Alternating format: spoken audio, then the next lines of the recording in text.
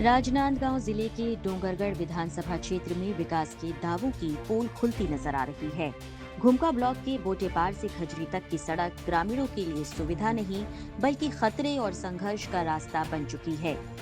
डोंगरगढ़ विधानसभा क्षेत्र के घुमका ब्लॉक में बोटेपार से खजरी तक करीब 2.5 किलोमीटर लंबी सड़क सालों से बदहाली का शिकार है।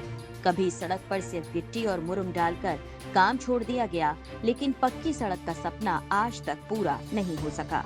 हमारे बोटेपार से लेकर खजरी मार्ग में हम किसान भाई मन के बहुत त्रस्त हैं और हमारा आज भी हमारे गांव के धान पटेवा सोसाइटी है।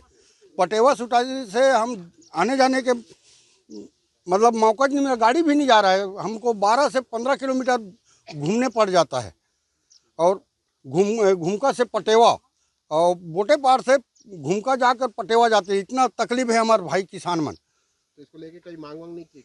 बहुत गए हैं, बहुत आवेदन दिए हैं और इस बार हमारे विधानसभा में हमारे विधायक जी है इतना मतलब विधानसभा में ये जो बात खुली से कारण हमारा ग्रामीण वाला जानकारी ज़्यादा हुई। क्या बात खुली से कि बोटेपार से खजरी मार्ग स्वीकृति हो गई कि पेपर में आ रही से वो।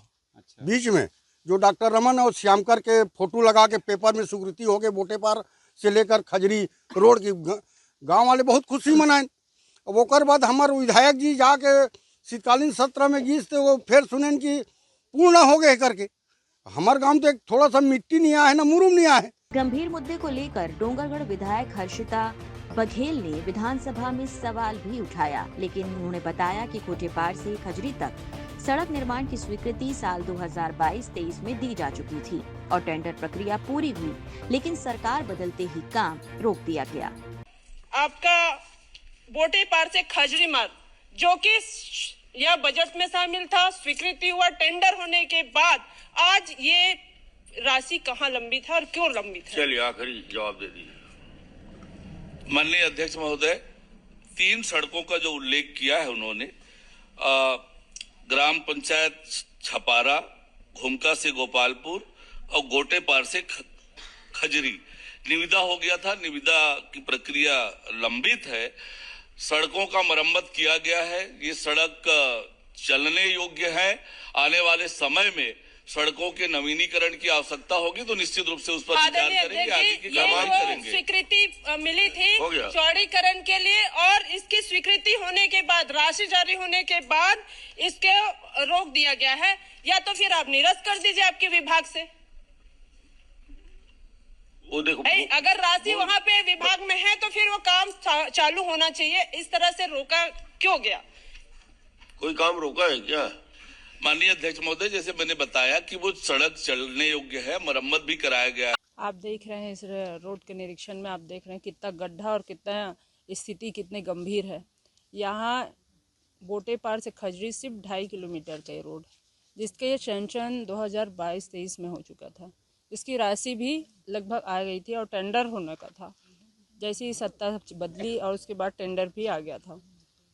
आपका घुमका से गोपालपुर और ये खजरी से कोटेपार से खजरी रोड, ये दोनों रोड का सैंक्शन लगभग एक साथ हुआ और इसका सैंक्शन के बाद टेंडर भी हो गया और अब इसको रोक दिया गया।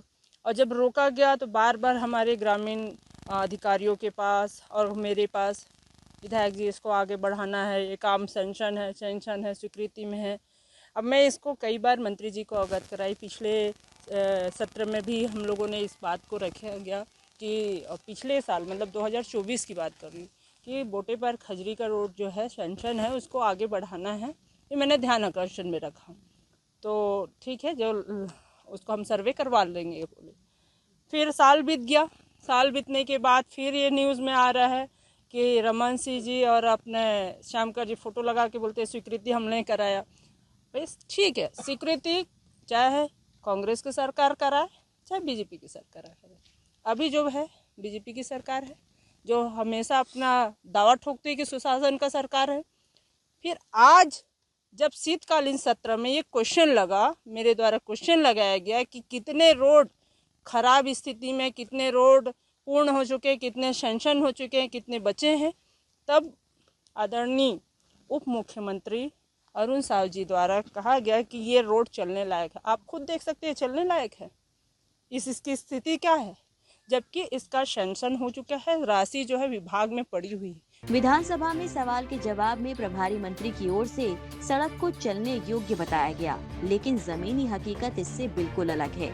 ग्रामीणों का सवाल है कि अगर सड़क चलने लायक है तो फिर रोज हादसों का डर क्यों बना रहता है। बहरहाल फाइलों में सड़क मौजूद है, लेकिन जमीन पर सिर्फ गड्ढे और उड़ती धूल नजर आ रही है। पंजाब केसरी के लिए पुष्पेंद्र सिंह की रिपोर्ट।